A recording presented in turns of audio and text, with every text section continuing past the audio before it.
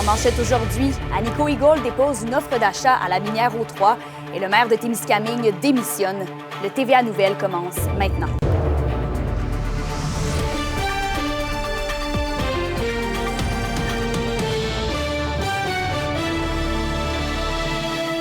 Bonjour, bienvenue au TVA Nouvelles. On commence ce bulletin dans le domaine minier, puisqu'Agnico Eagle a officiellement déposé une offre d'achat à la minière O3. L'offre s'élève à 1,67 $ par action, ce qui représente une prime de 57 % à la valeur enregistrée à la Bourse de Toronto en date d'hier. Le principal actif de O3 Mining est la propriété Marban Alliance, qui se trouve à proximité du complexe Canadian Malartic d'Agnico Eagle.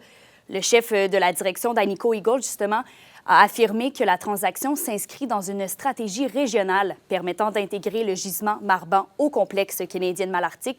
Les actionnaires concernés ont jusqu'au 23 janvier 2025 pour accepter l'offre. Ensuite, le maire de Témiscamingue, Pierre Gingras, quitte le navire. Lui qui était à la tête de la ville depuis 2021 annonce quitter ses fonctions le 31 décembre prochain. La décision a été annoncée mardi lors d'une séance du conseil de ville, nous confirme son équipe. Et pour l'instant, les raisons de son départ ne sont pas tout à fait connues, mais il aurait affirmé à la radio de CKVM et au journal Le Citoyen que le stress serait en cause. À noter que la petite municipalité du sud de la région avait fait les manchettes cet été, on s'en souvient, en raison de la fermeture d'une partie de l'usine Ryam. C'est donc plusieurs grands dossiers dans le domaine forestier qui sont laissés en plan par Pierre Gingras. Et en marge de la préparation du budget de Témiscamingue, qui sera présenté ce soir, le maire n'est pas en mesure de nous accorder une entrevue. La question du jour TVA, une présentation de Mobilier Bélan qui vous offre depuis plus de 50 ans un service de qualité et un grand choix de matelas, mobilier, électro au prix compétitif que vous recherchez. À la question du jour, on vous demande, portez-vous un intérêt à la politique municipale? Pour voter et commenter, rendez-vous au tvaabitibi.ca.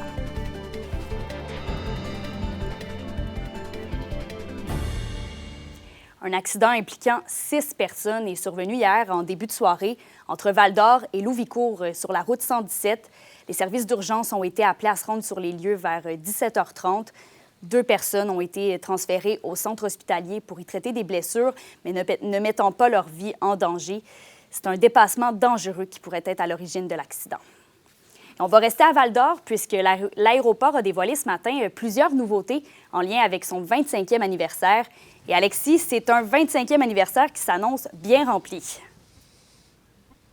Oui, déjà l'an dernier, il y avait une phase 1 de travaux qui avait été entamée. Déjà 24 millions qui ont été investis dans les 2 dernières années. Et ça va se poursuivre l'an prochain. Toujours des travaux dans le but de moderniser l'aéroport régional de Val-d'Or. Ce matin, on a dévoilé une nouvelle image de marque pour ce 25e anniversaire avec un nouveau slogan « Voir haut et aller plus loin ensemble ». Le but, évidemment, c'est de rendre le tout le plus moderne possible et aussi, dans un certain sens, de représenter le travail derrière toute l'équipe qui travaille chaque jour à l'aéroport régional. On parle quand même de 35 employés directs et 300 autres indirects qui travaillent chaque jour extrêmement fort pour pouvoir servir le meilleur service possible à tout le monde. Donc, c'est vraiment un but de moderniser, de rendre l'aéroport de Val-d'Or beaucoup plus visible. Je vous laisse écouter là-dessus la directrice générale, Hélène Paradis.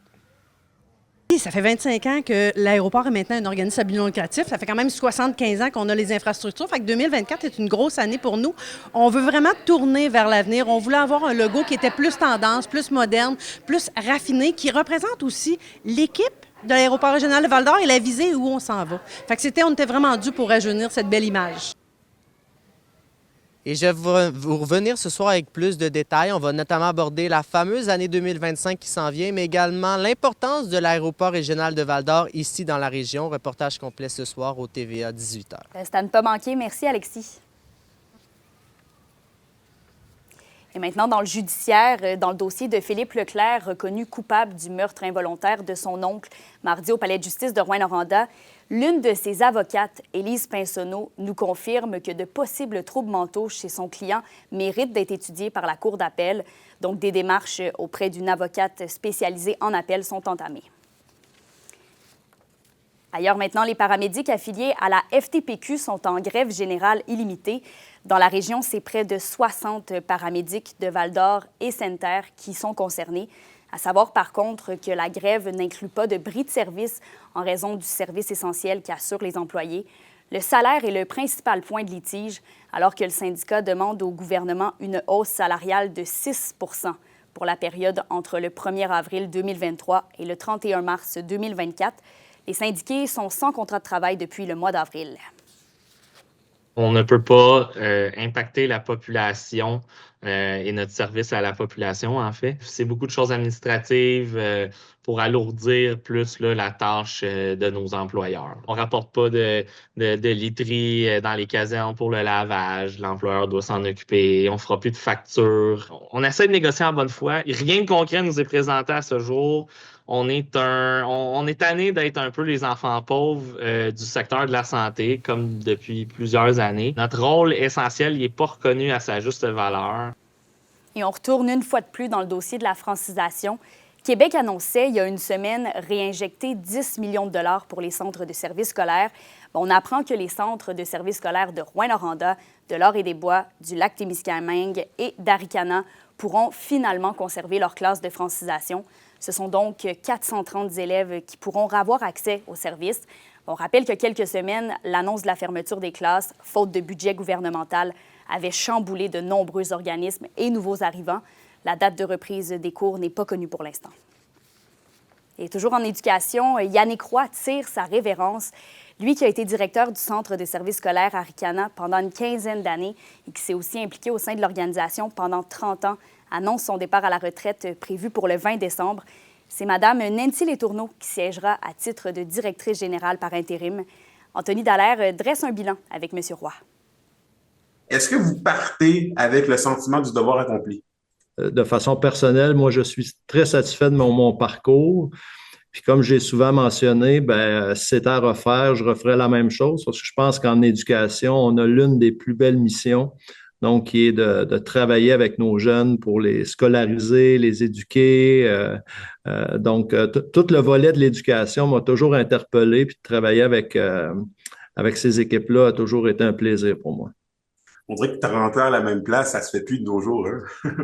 C'est plus rare, oui, hein? C'est plus rare, oui, effectivement. Et vous venez de le dire justement que vous feriez la même chose là, si c'était à refaire. C'est quoi les dossiers sur lesquels vous avez travaillé qui vous rendent le plus fier, là? Et là, c'est une bonne question, hein, M. Dallaire. Il y en a plusieurs. C'est sûr que les dossiers où ils ont eu plus d'impact sur les jeunes, sur la diplomation, la qualification, on est toujours fiers de ça. Dans les dernières années, on a travaillé à mettre des programmes de concomitance en place là, dans notre jargon, nous, là, c'est des élèves qui sont en mesure de faire leur secondaire et un cours en formation professionnelle. Toutes des belles réalisations. Donc, vous dire, est-ce qu'il y en a une en particulier? Non, il y en a plusieurs. Donc, des bons moments de fierté, c'est des bons souvenirs à se rappeler à l'aube de mon départ. Au final, c'est ça, c'est tout ce qui touche directement les élèves, en fait, là, qui... Oui, puis les gens, c'est, tu sais, je le disais, ce qui va me manquer le plus, puis ce que j'ai apprécié le plus dans toute ma carrière, ce qui reste à la fin, c'est les relations humaines avec les gens. C'est ça qui nous rend le plus fiers, puis c'est ça qu'on va se souvenir là, pour le reste de notre vie. C'est quoi votre perception de l'avenir du monde de l'éducation? Est-ce que ça va bien aller?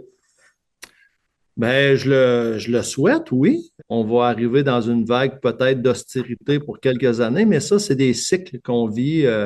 Mais si on regarde sur du long terme, je pense que l'éducation et la santé demeurent des priorités. C'est une chance qu'on a comme société d'avoir accès à de l'éducation. Des fois, quand on se compare, on a... Puis ce qui me rend peut-être le plus triste, puis vous me permettez là, la question pour vous, M. Dallaire, c'est je pense qu'on réalise pas à quel point on a quand même un système d'éducation qui est performant parce que quand on regarde et on se compare avec le reste du monde, quand on regarde les tests PISA, ainsi de suite, on voit que le système d'éducation, les élèves québécois réussissent bien. Donc, on a un bon système.